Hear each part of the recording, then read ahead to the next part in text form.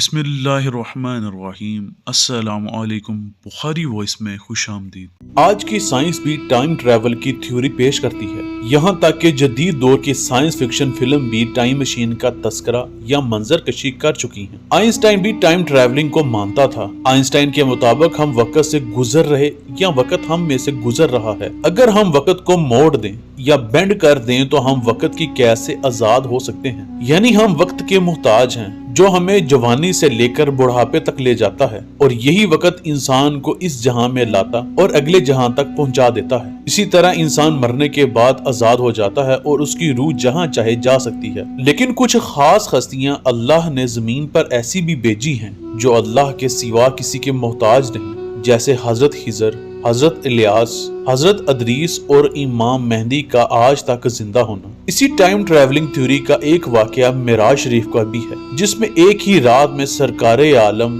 صلی اللہ علیہ وسلم معراج شریف پر گئے اور واپس اس دنیا میں تشریف لائے۔ اب جو معراج شریف سے انکار کرے وہ اسلام سے بھی خارج ہے، کیونکہ یہ واقعہ خود حضور صلی اللہ علیہ وسلم نے اپنی زبان مبارک سے ارشاد فرمایا۔ روایت میں آتا ہے کہ ایک روز امیر المومنین حضرت علی ابن ابی طالب علیہ السلام منبر پر واز فرما رہے تھے کہ جب حضور صلی اللہ علیہ وسلم اس خاکدان دنیا سے سفر اعلیٰ کی طرف روانگی کا عزم کیا تو اس وقت پانی سے بڑا ہوا کوزہ آپ کے سرہانے رکھا ہوا تھا۔ جب روانگی کے وقت حضرت کا دامن اسے لگا تو وہ زمین پر اوندا ہو گیا اور پانی گرنے لگا۔ براق نے برق کی طرح چلنا شروع کیا۔ جب حضرت رسول کریم صلی اللہ علیہ وسلم معراج سے واپس آئے تو کوزے سے پانی بہہ رہا تھا اور بستر مبارک اسی طرح گرم تھا جیسا کہ آپ چھوڑ کر گئے تھے، جبکہ دوسری روایت میں ملتا ہے کہ آپ نے فرمایا کہ حضور صلی اللہ علیہ وسلم معراج پر 18 سال رہے۔ ایک یہودی بھی اسی مجلس میں تھا، اس نے جب یہ کلام سنا تو انکار کی حالت میں اٹھ کر اپنے گھر کی طرف چلا گیا۔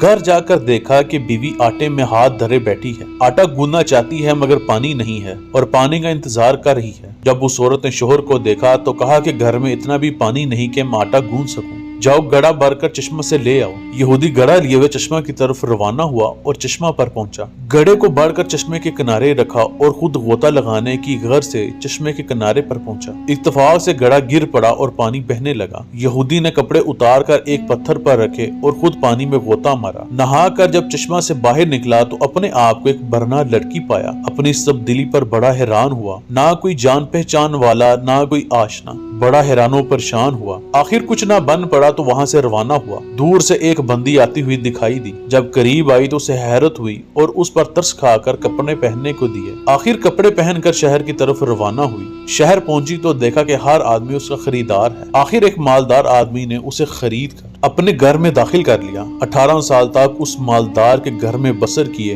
اور اس عرصہ میں 5 بچے جنے۔ ایک روز یہ عورت آٹا گوندنے کے لیے بیٹھی تو پانی نہ ہونے کی وجہ سے گڑا لیے اسی چشمہ پر آئی جہاں سے باہر عورت بن کر نکلی تھی۔ پھر غوطہ لگانے کو دل چاہا اور پانی میں غوطہ لگا لیا۔ جب نہا کر اپنا سر باہر نکالا تو اپنے آپ کو اصلی حالت میں دیکھا۔ وہ چشمہ جہاں پہلے غوطہ لگایا تھا کپڑے بدستور اسی پتھر پر رکھے ہوئے ہیں اور پانی اسی طرح گھڑے سے گر رہا ہے۔ یہ حالت دیکھ کر وہ سخت حیران و پریشان ہوا۔ کپڑے پہنے، گھڑے کو بڑھا اور گھڑے کو سر پر اٹھا کر گھر کی راہ لی۔ گھر کے اندر داخل ہوا تو اپنی بیوی کو اس حالت میں پایا کہ ہاتھوں میں آٹا اٹھائے ہوئے ہے اور آٹا گوندنے کے لیے پانی کا انتظار کر رہی ہے۔ یہودی نے گھڑے کو گھر میں رکھا اور سیدھا مسجد کی طرف روانہ ہوا۔ وہاں جا کر دیکھا کہ امیر المومنین واز فرما رہے تھے اور آپ یہی فرما رہے تھے کہ حضور معراج پر 18 سال رہے۔ اس یہودی نے جب یہ سنا تو اونچی آواز سے کہا، لوگو، علی سچ کہتے ہیں۔ آپ نے اس کی طرف دیکھا اور مسکرا کر فرمایا، جب تک تم نے 5 بچے نہ جنے